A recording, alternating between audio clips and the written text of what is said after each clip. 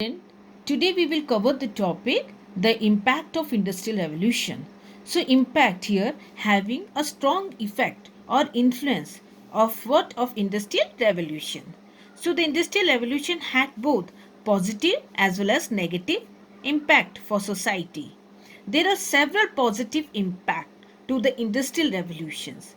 You can see the factory system, expansion of trade, especially the world trade, mass production of good, and in the, you can see industrial capitalism and increase in the standard of living as it is an economic impact, and you can see political effect as you can see the decline of the landed aristocrat, then expansion of democracy and the rise of the middle class. So, rise of new ideas, spread of socialism that change the habits, and you can see these change the habits and the thought of the peoples. So, there are also uh, these are what this somewhere shows the intellectual and the cultural changes during the industrial revolution. So, there were also several negative elements, including the poor working condition, low wages, child labor, disease, deteriorations of worker. So, here comes changes in the lives of the people. So, you can see during the rapid growth of industries, the individual here, the person who had talent, okay, to bring about revolutionary changes could make their own mark. One individual we read about the inventors who invent new machines, new technology, either it's in steam engines or in the spinning and weaving industries. John Kay, flying shutters, Hargreaves, spinning jenny, Arkwright's water frame, power loom of Cartwright, and Thomas Savery invented a model of steam engine and steam engines of Newcomen and James Watt. So similarly, you can see the rich individual, the capitalist here, okay, who were prepared to take risks to invest their money in the industries, and it dramatically increased their capital. Okay, when they invest money, the result here it increased their capital, wealth in the form of the good earning, service, knowledge, and productive efficiency.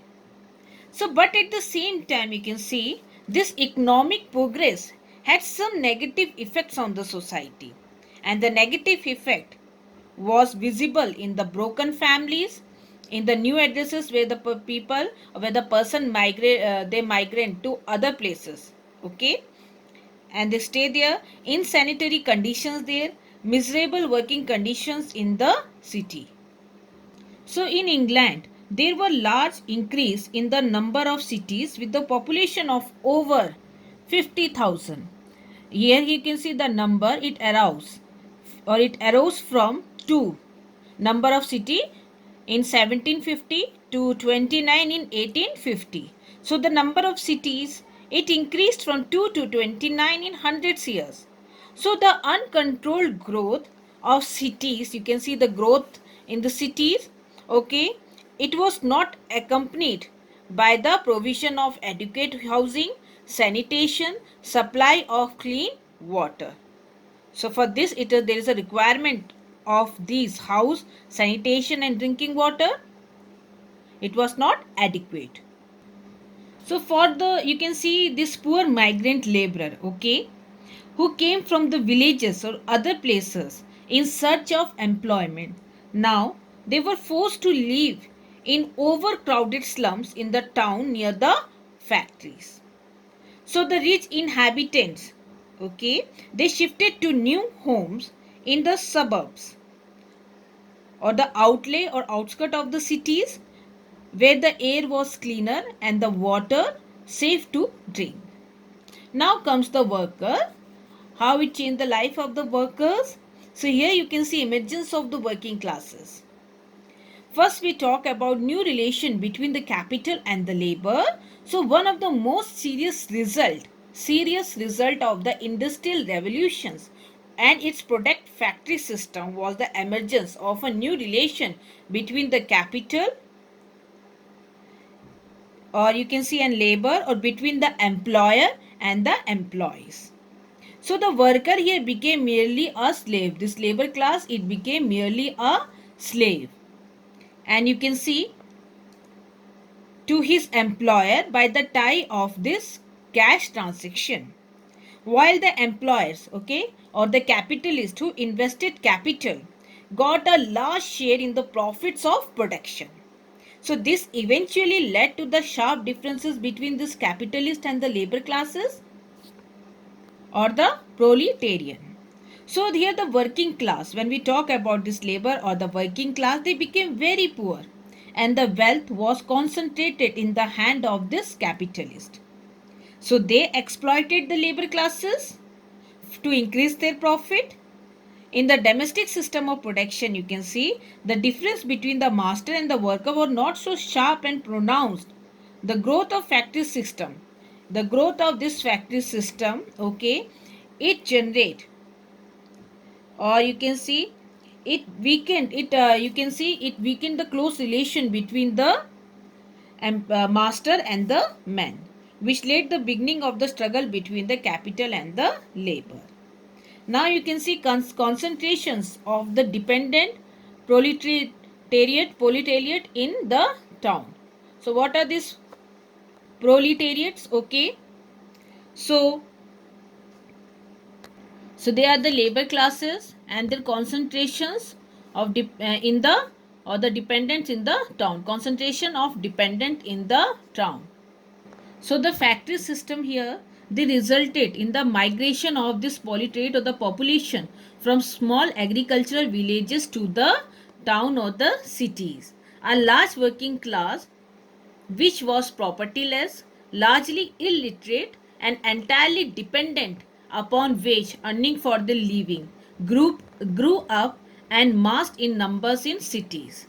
So, with the establishment of large factories, new industrial towns like Manchester, Lancashire, and Sheffield, okay, they arise with a vast population of urban proletariats, okay.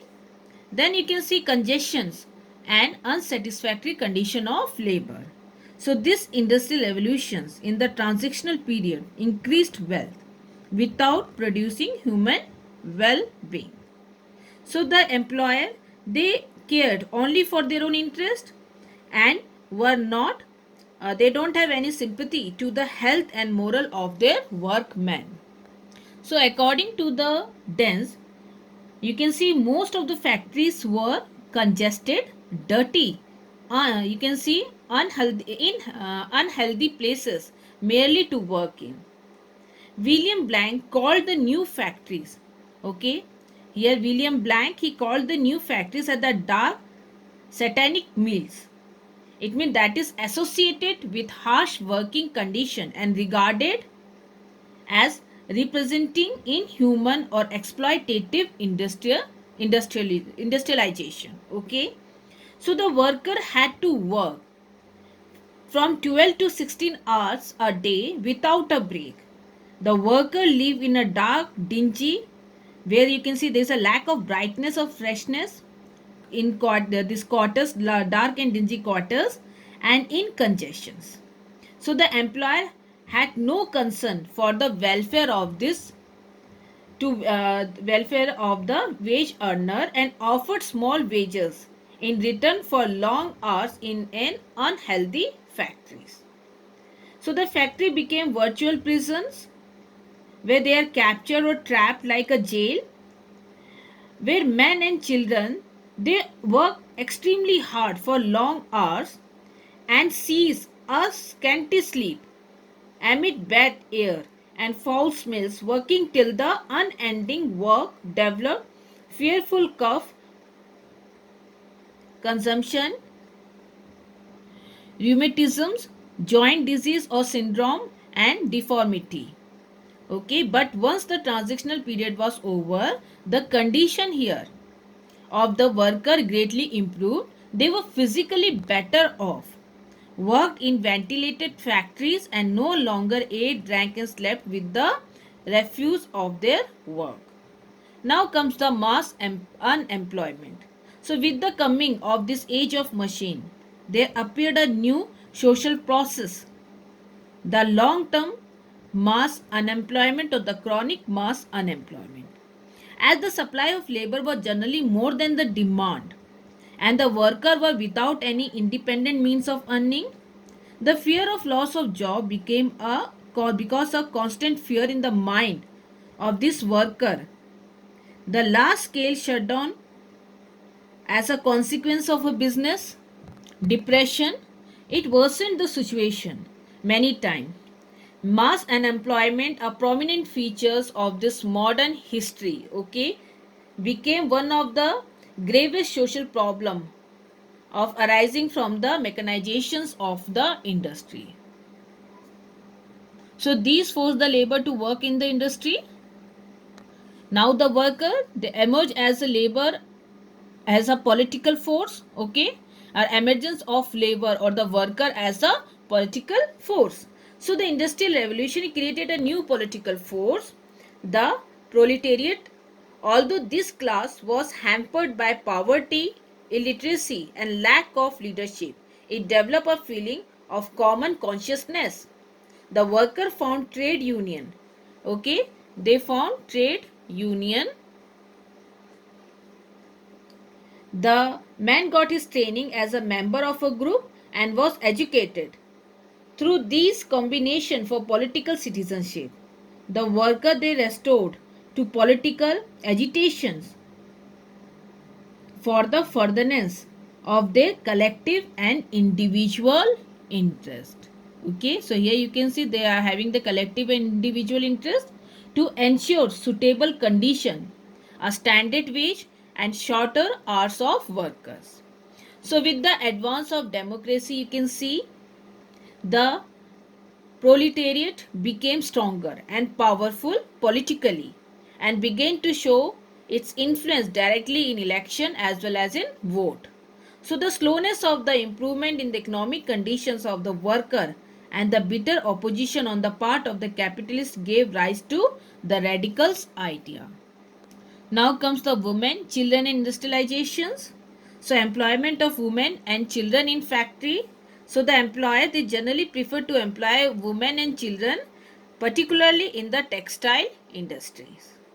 In some factory, here you can see the children ranging in the age from 6 to 12 years worked from 5 or 6 o'clock in the morning till 10 or 11 at night with only 1 hour off for the dinner.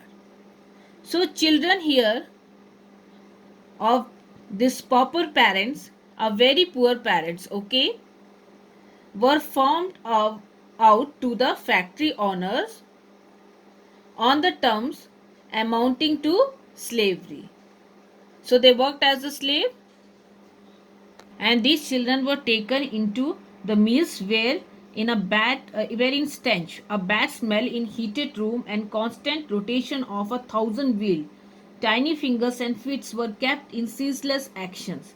If they were suspected to run away, okay, they have to work in the mill, and if they are suspected of a desire to run away in order to escape from the unbearable miseries, they were regarded as criminal, okay, mercilessly chained to the machine wheel which they operated. Such condition of work deteriorated, okay, the health and moral of the children. And you can see women was not new, but it was novel under the factory system to employ them away from their home. When we talk about women, they are employed in large number.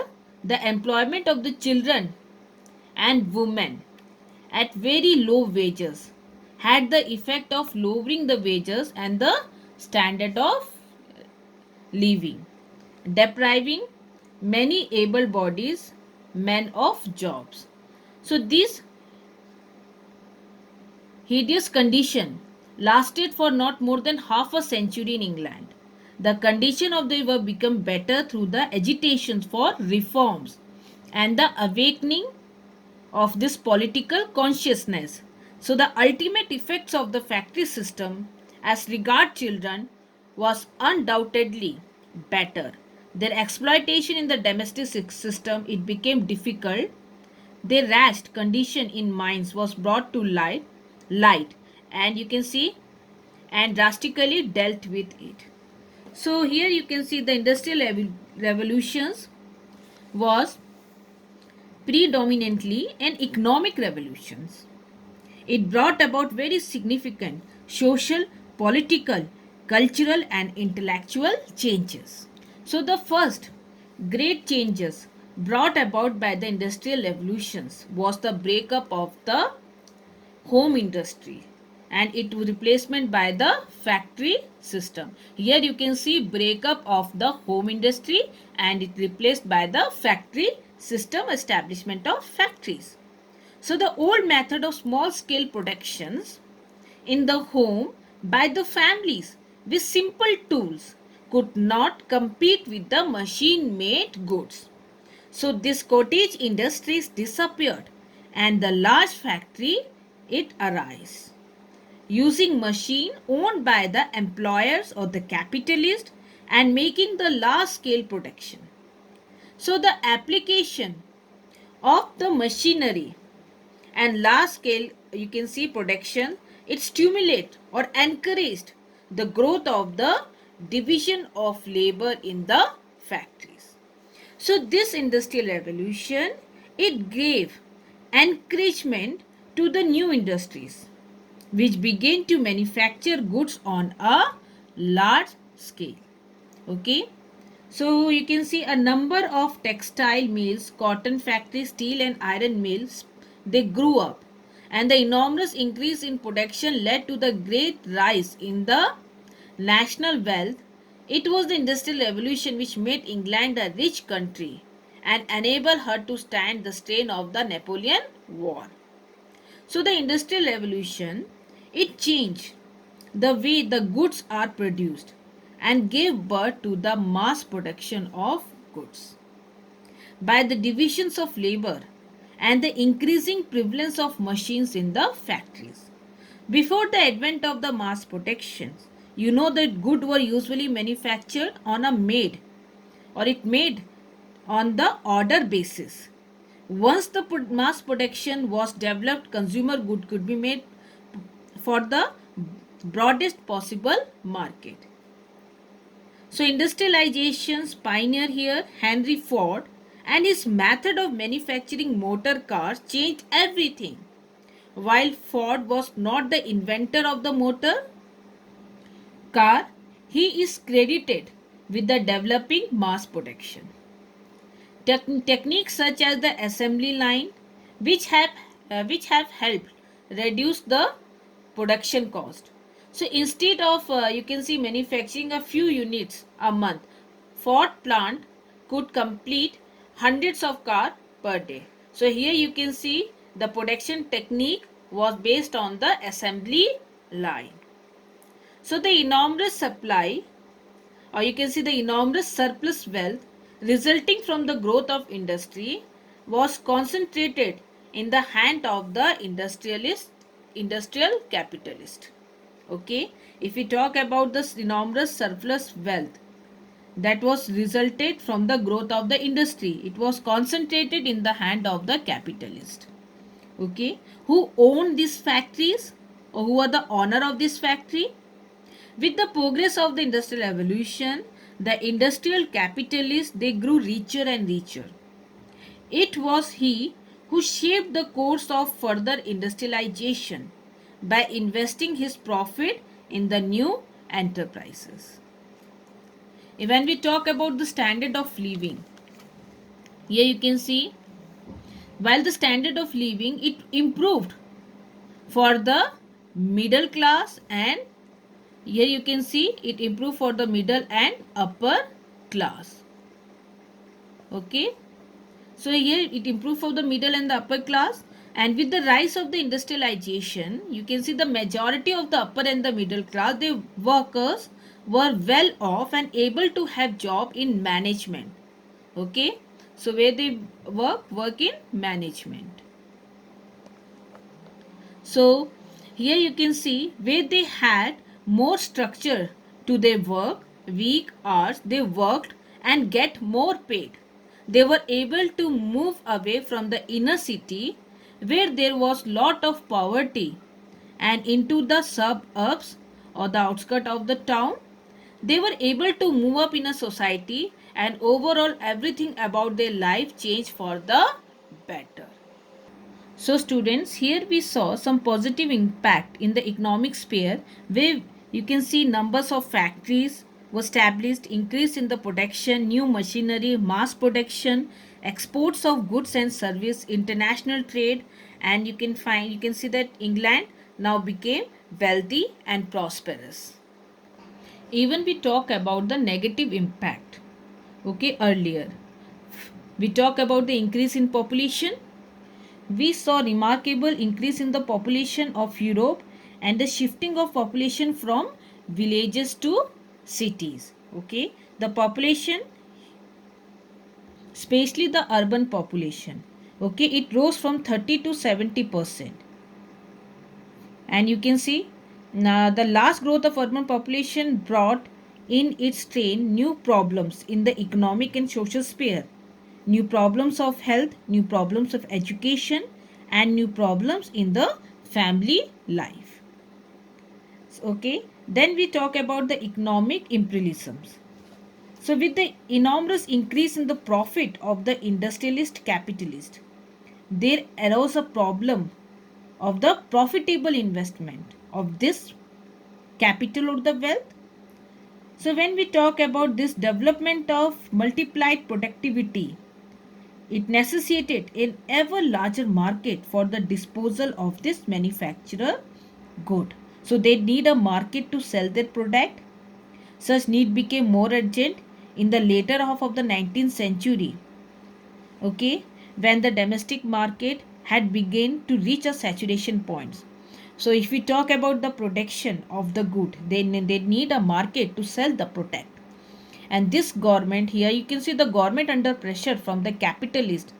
Now they started this imperialist expansion, okay, and increase influence in the under, and they start increasing their influence in the underdeveloped country or start establishing their colonies. So the economic imperialism, it was responsible for the international rivalries and war. So the effort, if we talk about the effort of Germany to capture market from the hand of the British, okay, it was one of the important cause for the First World War. Then here you can see international economic dependency or dependence. So one of the most important result of this industrial revolution was that it enormously accelerated the movement toward international economic dependence, which had begun with the commercial revolution of the 16th and 17th century. Okay, it can be understood by this that Great Britain dependent on overseas land, or especially when we talk about established colonies, to get raw material like cotton, indigo, wool.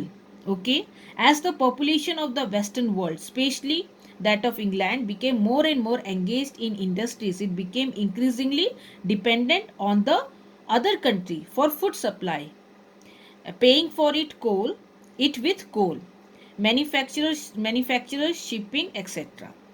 So the European countries, they exported manufactured goods in exchange for food and other agricultural products. The whole world became a marketplace. And here you can see that mechanizations of warfare. So one of the most important result of this industrial revolution was the development of new and efficient mechanized weapons. Okay, especially here you can see uh, production or development of the weapons of warfare. So these weapons have rendered war immensely destructive and dangerous to the civilized progress of humanity. And then you can see here the general masses grew poor. So the capital, we read the capitalist class, they grew richer. But when we talk about the general masses or the population, on the other hand, they grew poor. Due to the severe competition of a machine made goods, a large number of people who used to earn their living by spinning and weaving or from other small craft, they were reduced to merely factory workers. The small farmers, devoid of the supplementary income from home industry, were compelled to sell their lands and now they became the factory workers.